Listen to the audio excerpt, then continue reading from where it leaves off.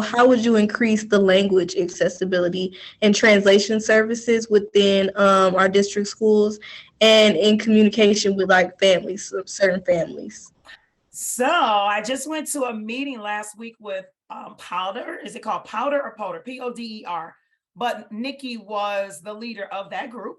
And she came to a board meeting a couple months ago, and she was sharing some things that I won't speak for the full board, but I will say that I was unaware of.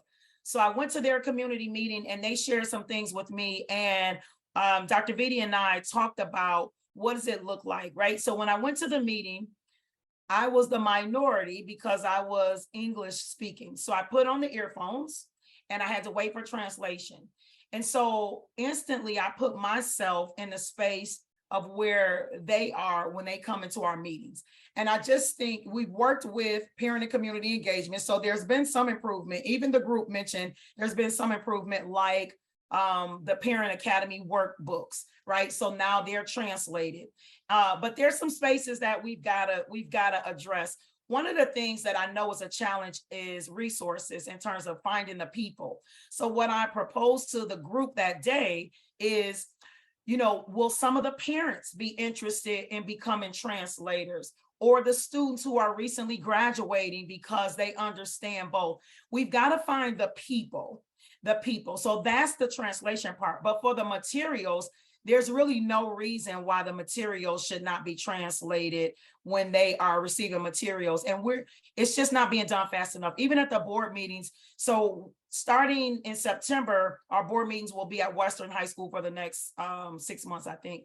And so we've already said, we need to have translators there, but that whole translation piece requires some patience and some grace.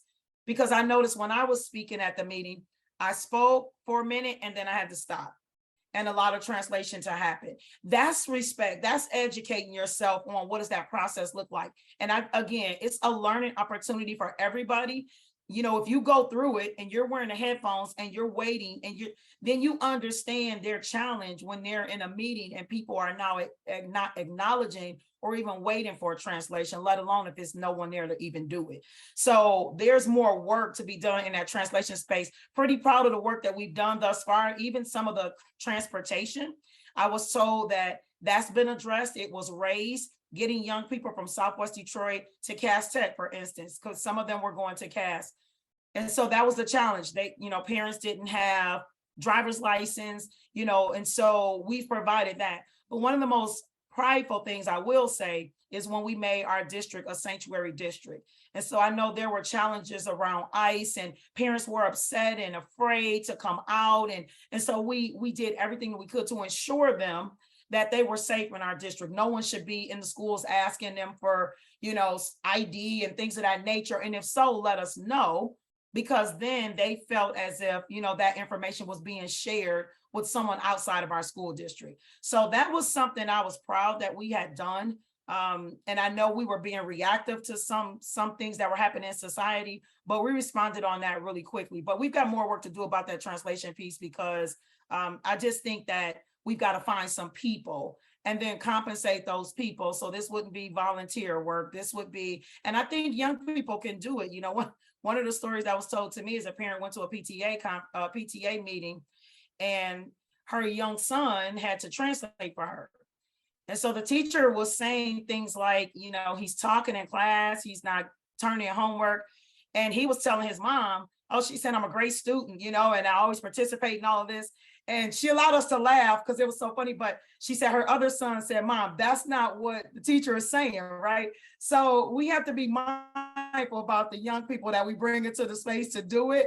But I think if we can find some young people, it definitely creates this pipeline for them beyond just doing it amongst their friends. They could actually do it at the level where they're getting compensated. Really good questions. And in certain communities, where there is a higher population, especially our Spanish-speaking brothers and sisters, we may need to create special hubs where people can go, especially parents who we know are English may not be their first language. So we might need like learning centers, right? And centers of understanding where people can come to ensure that, because sometimes making a call, you might get sent around to 20 different people. But if I had a place that I can walk into, even if it's inside of my kid's school, where I can get someone who can translate policies, help me understand permission slips, help me understand, grades, help me understand what my child is learning at the time. I think it's important that we meet parents and students where they are, and really that's in the schools. Like, we don't want to overcomplicate it. So I'm not suggesting that we just stand up hubs and people got to try to get, because it's a lot of barriers that prevent people from being able to get to certain locations, right? We need to make things easy for parents, easily accessible for parents. And so I think schools that have I don't care if it's 2% of Spanish speaking, there should be translation services available. And I think technology is really important, and we need to be abreast of, we need to be ahead of the game on technology that helps us to communicate better as well. And again, not just through, sorry, I'm getting a little tongue tied, but y'all know what I'm saying. Okay. Gotcha. So, when it comes to, the language and translation, services, I think that DPS does have, different things that put into place to where maybe if a person isn't speaking, able to speak a certain language, that we have those translators available at the school. And even if they're not at the school, that there's a number or something they could be able to call to make sure that, whatever needs to be translated, is be able to be translated. And that if you're in, a population, like for instance, in Southwest Detroit, at Niners Elementary School, or those schools where that you have a higher rate in a certain type of language, that they should invest more money to making sure that those interpreters are there on site in those schools to be able to offer the support that they need. Did that answer your question? Or I don't know, when we're talking about ESE students? I came up as a resource teacher for special ed. A resource teacher means I would go into the classroom where my students was, and I would sit with my students, and I would help my student one-on-one. Again, students did not laugh or say, they saw me coming in and they started asking for help. I would have an interpreter, at least one. If you know the students that's in your building, then the district needs to place interpreters within that school. Enough interpreters to go, if it's two, go 2 to 1, go and sit, interpret, and then have hours where the parents can come in and speak to that interpreter and work with that interpreter. So you need to have staff. We've got to invest our money into our staff. You need to have staff that will make that student feel comfortable, the classroom feel comfortable, and the parents feel uncomfortable.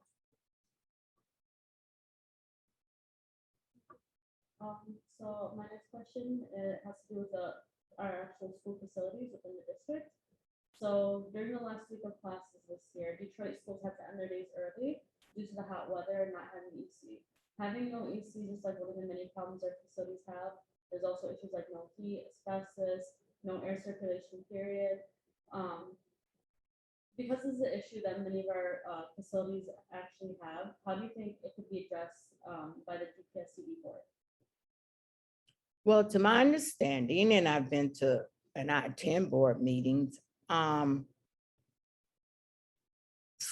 schools are being built. And I think that's a good thing. But what about those who are left? Okay, you can't leave them behind. And so you're putting all this money into new schools. That's good. But what about the schools over here? Then that money needs to be invested into rewiring, putting air in, working with the heating, because you can't leave the students and the school behind that does not have this modern day facility, all of these amenities. We've got to concentrate on all, and it's got to be equal across the board. Thank you for that question. The first thing is, let's hire the people. we've had so many resources. We have so much money that was funded through the federal government through this COVID-19 pandemic that we could use it for the right things. People are constantly arguing about where to spend the money. We have the resources. Let's put our students first. And so I think that it's important, just like I was having a conversation with a group of students from Western High School. And Western High School is the only high school in Southwest Detroit. And we have lost thousands of students to Ecorse, Melvindale, Allen Park, and downriver. And I advocated when the plan first came out, hey, let's build another high school in Southwest Detroit, and then we can have more focus on the Spanish background and those in that community. But I was ignored during that time period then. And so I think, as you said, we should hire more translators, especially in those populations. First, we need to survey our schools to know, okay, where are our Spanish students, or where are our students that speak a different language, so we can know, okay, let's figure out how we can better service them. But let's hire those people that we know. Even those retired teachers. We have retired teachers who's taught those different languages, who we could probably hire back, some who want to work part-time, some who want to work full-time, and we could hire them to come back and they can serve as translators for our students who have a hard time speaking English, or vice versa. We have a strong number of folks in Southwest Detroit whose native language is Spanish, and we have some others as well in some other languages. We've got to do everything we can to serve 100% of our kids. That's a real challenge, but that challenge has to be met. I agree with you, but do you have any ideas on how you could increase that language accessibility for those families where English is not their first language? I'm not an expert in that area, but I would certainly say that we should probably make sure that there is a cabinet level person at the superintendent's level who speaks as his or her native language, Spanish, and some of the other languages that are spoken in the city of Detroit, so that representation at the very top level of non-English speaking folks is in the school district. That I would say, and that would be something that I would support on the school board. Thank you. So during the final weeks of classes recently, Detroit schools had to end their days early due to the hot weather and having no AC within the facilities. Having no AC in some of the school facilities that DPSCD is part of isn't like the only issue in terms of our facilities underperforming. How do you think this issue can be addressed by the DPSCD board? Well, if it's too hot to teach and it's too hot to learn, we can't do it on campus. It would have to be the way we're doing this right now. Right, and they did do that during the last days, and they also added options of extending the days. However, not everyone has access to computers or even just like a private space to be able to learn. So do you think there's any solutions that the board can have in terms of like tackling these issues with the facilities? Well, these are limited access. These are problems that not just Detroit Public Schools face, but every school district. And certainly, we should get computers in the hands of these kids any way we can, via grants or whatever. I want to see a grant to teach secondary teachers to teach reading, because we've got kids at the secondary level now who have been in the school district practically their entire school life, who can't read because they didn't learn in the 3rd grade.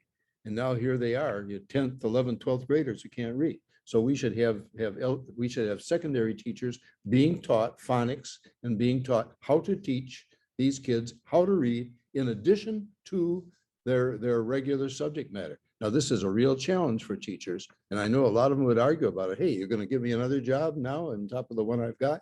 Yes, I am, because I don't want any kid to leave this school district unable to read. And right now, not only are they doing it, they have already done it. There are kids out there right now who can't read that came out of our school district. And that, if I sound mad, I am. It makes me sad, but it makes me madder than sad. And that's why I'm running for the school board.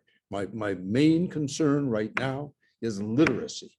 Literacy is my platform. Literacy.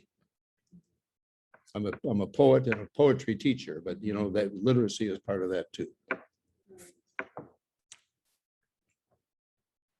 So I would tell you that that is one of the most critical points and fits squarely into my platform because I'm about students, parents, and community, understanding and having access to the information. And I was glad to see that you have viewed their website because I view it several times. Now, when we talk about individual schools, you know, with different population mixes, the district will offer translation of material.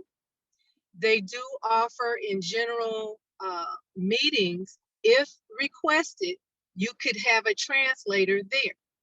My stance is this: if you have a significant population, say in the southwest side where it might be heavily Hispanic, I believe we should be doing more. We should have translators, not by request, but at the school, because you never know when a parent is going to walk into the school and needs translation. You have often, I've witnessed students coming in for enrollment and trying to translate to their parent what is being told to them. And it's very frustrating for the parent. And I have said, okay, what are we doing about this? Well, you may have someone in the school that speaks Spanish that could translate. But what of our Bengali, our Arabic population? There's so much room for improvement when it comes to communication. I don't know this for sure, but DPSCD also uses robocalls. So as a parent, I get robocall in English, but I'm not sure that my other parents who are non-English speaking get robocalls that are translated in their language. And that would be one of the things, if I'm elected on the board, that I would definitely be making sure that that piece is in place. And I would also say, even at our board meetings, we have someone that is there doing sign language, but I'm not sure that there's always an interpreter there, you know, interpreting for someone who might be of a non-speaking English language.